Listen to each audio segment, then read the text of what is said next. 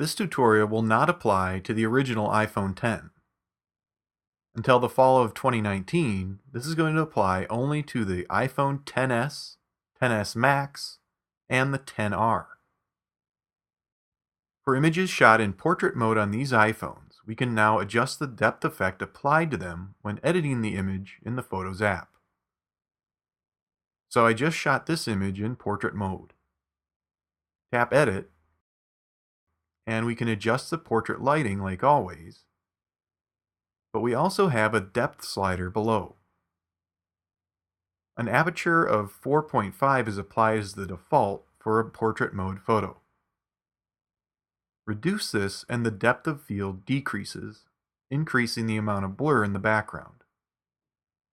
Increase the number to reduce the blur.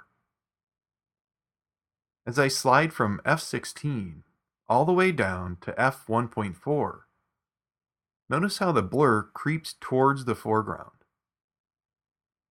So this isn't just a simple blur effect being applied to the area behind the subject. The software is using multiple images and combining those to present the version that is selected with the depth slider. Tap Done to save the edited image.